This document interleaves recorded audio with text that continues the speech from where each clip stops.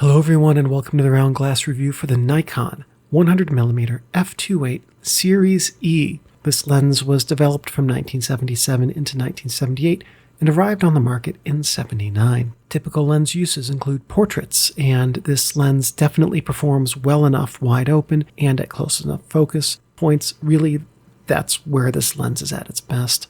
In fact, as I understand this lens's design history, its key use and intended key use was for bust shot portraits, and to that end, it seems highly optimized for that use. For your bottom line up front, some people consider the Nikon 105mm f2.5 in any variation thereof to be the best Nikon portrait lens ever made, and there's another camp that cites this lens as the best Nikon portrait lens. To be fair, I fall solidly into the Nikon 18cm f2.5 for Bronica camp being the best portrait lens ever made by Nikon, but I would place this lens as being equal to, if somewhat different in performance than, the 105mm. That, for you portrait photographers out there, should mean that if you have not ever looked seriously at this lens, well, it's time.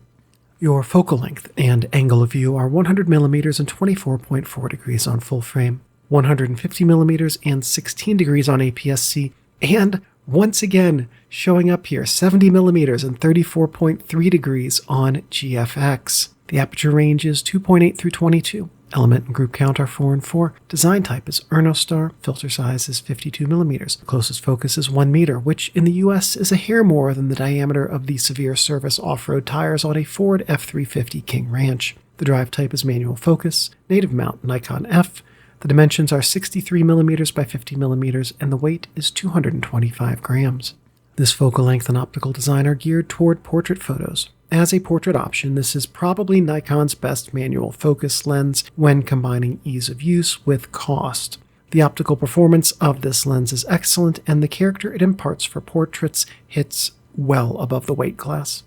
In that vein, this lens is at its best on full frame. Also, GFX, quite frankly, this lens just fantastic there. On crop sensor formats, those sensor sizes eliminate much of the image area that creates this lens's distinct character. Looking at the entire DOTS test chart, performance across the entire image is quite good and consistent, with some softness in the periphery dots that will reveal itself to be coma when we go to the 100% crops. In the image center, at 100%, we see excellent sharpness that renders my monitor's pixels, and in a near first for this series, the dots, which on the file that I use for this test are actually just 2 pixel by 2 pixel squares, have an actual square shape. There is slight chromatic aberration on these central dots, but nothing that would be expected to affect images. Going around the 100% corner crops, we see some coma smearing, though it's far from significant. Also, the chromatic aberration increases slightly, but again not in a manner that would affect image quality. In all, this is a staggeringly good performance from a technical perspective, and this lens hits well above its weight class on this test. Looking at the light test when the lens is focused at infinity, the lights have exceedingly even illumination across the color channels. There is some projection and possibly mechanical vignette blur, which we'll see and we'll confirm in a couple sections when we look at the stars, and that's on the outermost lights only, but that's to be expected. Focusing on the same lights but at the closest focus point for this lens, we again see even illumination across the color channels. These two shots indicate exceptionally well-corrected spherical aberration, and this performance is, again, well above this lens's weight class. Breathing is more noticeable with still shifts than in motion, but it is still present and could distract in a motion shot. The aperture is stepped in full stop increments.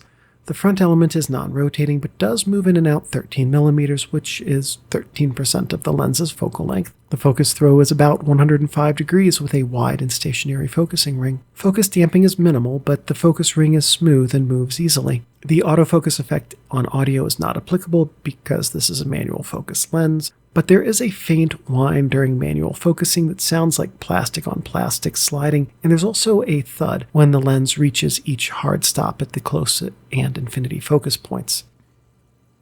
Sharpness is magnificent, with exceptional detail rendering on things like eyelashes and animal fur, even wide open.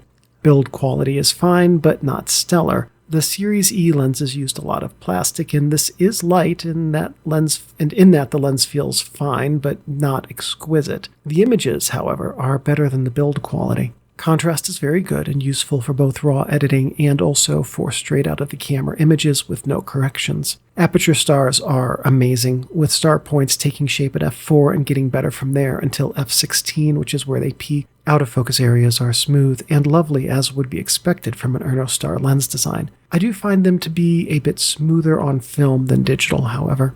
Distortion is very close to zero and will not be an issue in any photo you take with this lens. Light loss is noticeable and pleasing in quality on full frame at f2.8, then it's minimal at f4 and gone by f5.6 through f22. On GFX, the f2.8 light loss quality extends across the image area, and light loss remains in some amount through f11. GFX light loss does not fully disappear until f16. Flare and ghosting never occurred for me outside of the star's test lights, so there is a chance that it could happen, but my use of this lens over the last few years didn't reveal what settings would cause flare and ghosting nor what they would look like. Balance with cameras is good because this is a small and light lens, and the center of gravity will be fairly close to the camera, or for heavy cameras, in the camera. The Nikon Series E 100mm f2.8 is a lens that a lot of Nikon portrait photographers gravitate toward. It, in very many important ways, delivers better images than the 105 f2.5 that many people would say is the best Nikon portrait lens ever made. There could be good discussion as to if the 105mm is truly better or simply more popular because Steve McCurry used it to take the Afghan Girl photo. My personal take is that the 100mm Series E is a better lens from a technical perspective, and that for most people the images it delivers will be seen as more aligned with their ideal image aesthetic. Combined with the cost difference, the 100mm Series E is probably a better choice for almost everyone. This lens, by the way, it shows how good an Ernostar lens can be at delivering images that balance a good and pleasing image aesthetic with technical precision in a manner that will help photographers create good portrait photos. For the full-frame portrait photographer who is interested in a manual focus lens, it would be very hard to find a better option than this one in the same price range. Hey, and if you enjoyed this video, check out this other one you'll probably really like too.